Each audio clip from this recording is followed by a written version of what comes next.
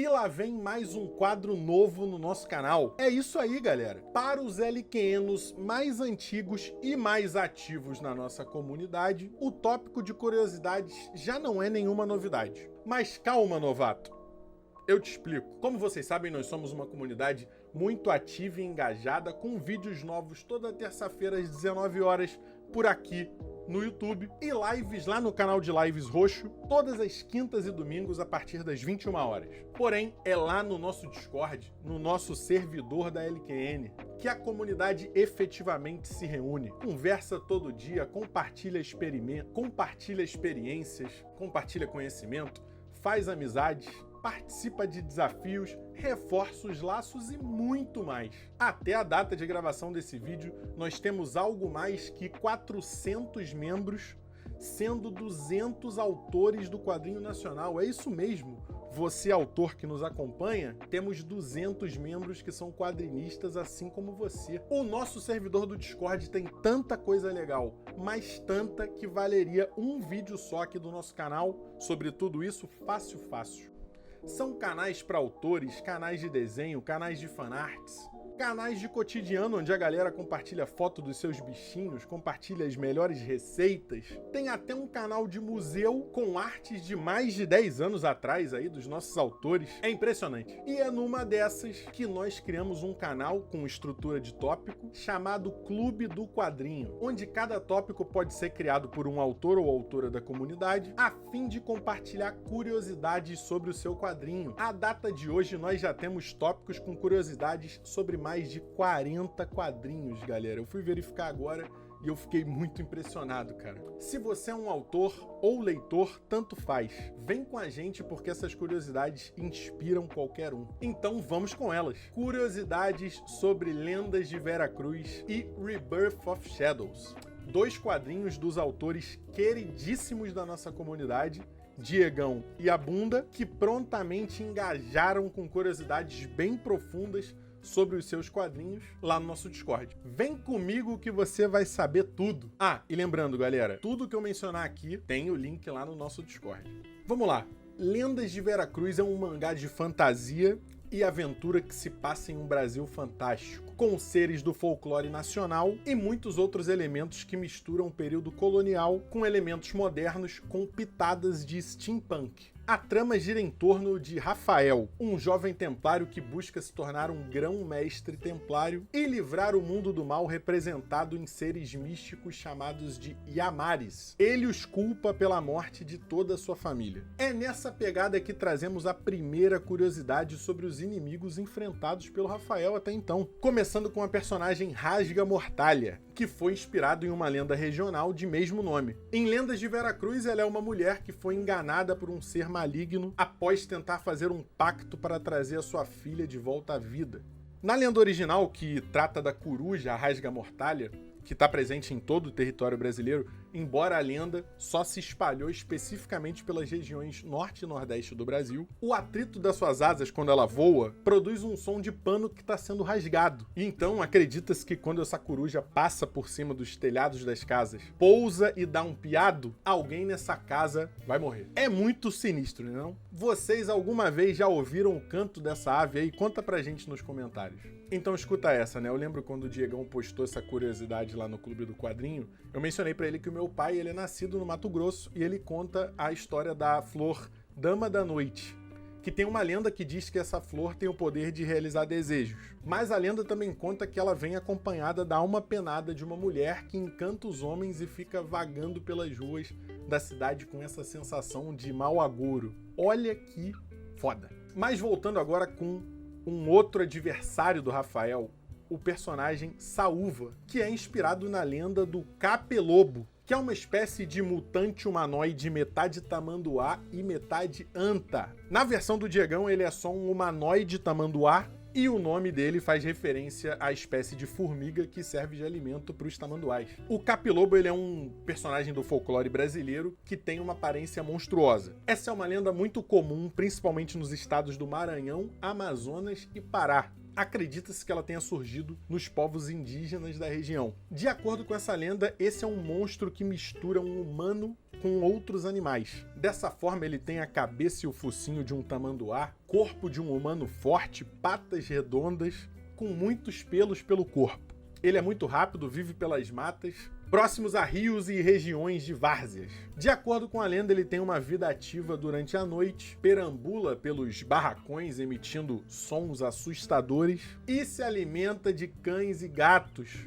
bebendo o sangue de suas vítimas. E dizem que para matar essa criatura, segundo a lenda, só dando um tiro certeiro no seu umbigo. E agora se segurem, porque essa é a minha curiosidade preferida. Vamos falar um pouco aqui sobre a concepção da roupa do Rafael. Saca só as cores e o design da roupa do Rafael, que são inspiradas nas roupas dos guerreiros do Exército Brasileiro especializado em Caatinga. Dá uma olhada na imagem aí, que coisa incrível. E também uma curiosidade interessante sobre o próprio corte de cabelo do Rafael, né? O corte foi inspirado no personagem Tommy Oliver dos Power Rangers, pra galera aí dos anos 90. O Diegão queria um corte estilo coque samurai, um pouco mais moderno, deu um acerto aqui, um acerto ali, saiu o corte de cabelo do Rafael. E para fechar, nós vamos agora com as 3 grandes inspirações diretas que o Diegão teve para criar Lendas de Veracruz, galera. A primeira é um webtoon chamado Tropicalia. Já mencionamos aqui no canal, inclusive já lemos na LQN também. Um trabalho lindo do Luiz Lexton.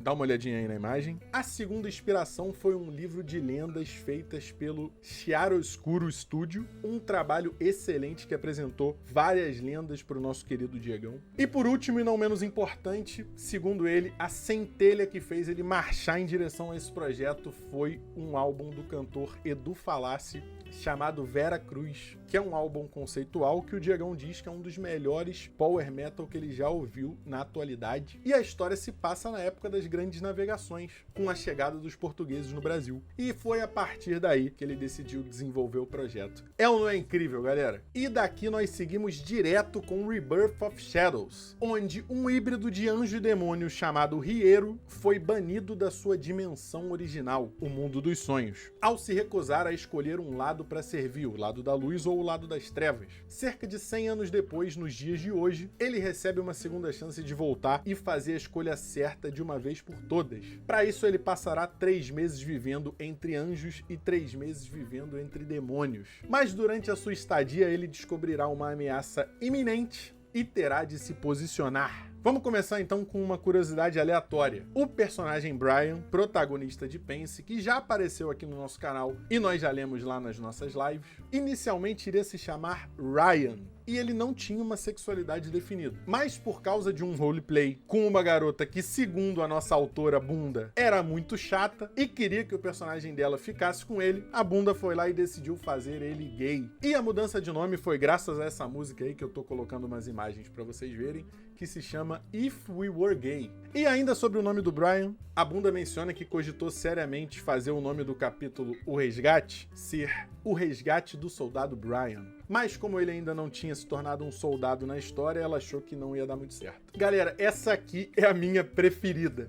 A nossa autora Bunda deu uma entrevista para sua TV local, olha que incrível. Ela entrou em contato para divulgar o seu quadrinho, né, Rebirth of Shadows, que ainda estava no seu início das postagens. O pessoal da estação pediu para ela mandar uns materiais antes para entrar na chamada, colocar na edição do programa. E também pediu para ela levar um pouco dos materiais físicos para serem mostrados durante a entrevista. Chegou o dia, o entrevistador chamou ela de canto para eles conversarem um pouco antes da entrevista, para ter uma noção melhor ali do trabalho, sobre o que ela ia falar. E o entrevistador já tinha dado uma olhada no Apoia-se dela e descobriu Pense, além de Rebirth of Shadows. Mas durante a entrevista, quando Pense entrou na jogada, segundo a Bunda, foi a ruína dela. Ela até mencionou a lore, mencionou a mensagem, mas no momento em que ela falou sobre anjos gays, já era. Isso alugou um apartamento na cabeça do entrevistador e o cara quis discutir literalmente o sexo dos anjos, se tinha esse tema em Rebirth of Shadows e etc. E aí, como vocês podem ver aí nas imagens da entrevista, ele só puxou essas perguntas. A Bunda até respondeu, mas ela disse que na cabeça dela só tava assim: meu Deus, por que eu fui falar sobre isso? não era sobre isso que eu queria falar. Que história, hein, galera? Meu Deus do céu. Uma das curiosidades que eu gosto muito é que, apesar dos personagens de Rebirth of Shadows serem personagens em sua maioria do mundo dos sonhos, que é um mundo ficcional, a bunda, a fim de ter uma variedade legal de fisionomias e estilos, ela costuma basear os seus personagens em diferentes nacionalidades. Olha que maneiro. Essa imagem aí é de um joguinho que ela fez com os leitores dela, e tem aí a Kirubi brasileira que foi pelo meme. Para a maioria dos personagens, ela só se baseia em fazer a fisionomia mesmo. Mas às vezes tem alguns personagens que também, além do seu nome, tem temas e roupas da região, como é o caso do Jafar, com roupas árabes, e o caso do Uriel, que luta esgrima e usa um florete de fogo. Como em Rebirth of Shadows os personagens eles são imortais, é de se esperar que muitos deles tenham centenas ou até milhares de anos. E como a gente sabe que as tecnologias e a moda mudam muito nesse tempo, olha que coisa incrível, galera. A bunda tem diferentes versões de uniformes desses personagens, como por exemplo, as forças especiais do Jafar, que podem ser vistas em diferentes momentos da história. Com base nisso, é até possível você entender quando que se passa um evento ou outro, se é antes de Pense ou não. Por exemplo, a gente tem umas imagens aí do Brian com um uniforme de 1800. Lembrando que a história Pense se passa durante a primeira metade do século XIX. A gente tem também o Dwalk com o uniforme da mesma época. No extra, Punhos Furiosos, eles estão com o mesmo uniforme, o que significa que a história se passa próxima ou até mesmo simultaneamente com os capítulos principais. No extra, o Resgate Parte 1, por exemplo, é possível ver o Dwalk e outros soldados usando o uniforme de 1600. E por fim, o Dwalk, já em Rebirth of Shadows, com uma roupa que se passa nos tempos atuais. Olha que incrível isso! Toda essa jornada da moda através do tempo.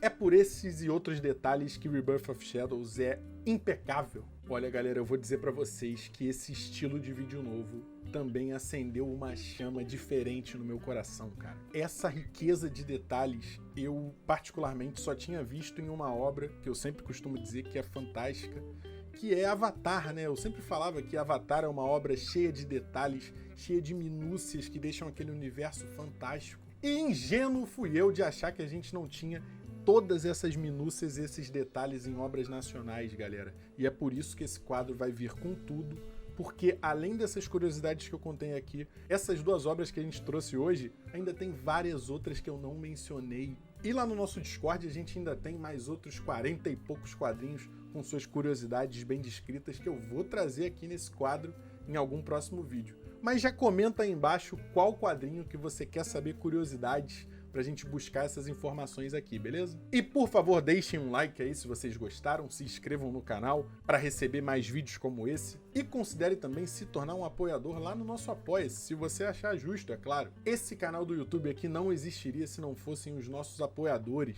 O meu muito obrigado a todos eles. Um beijo e até o próximo vídeo, galera.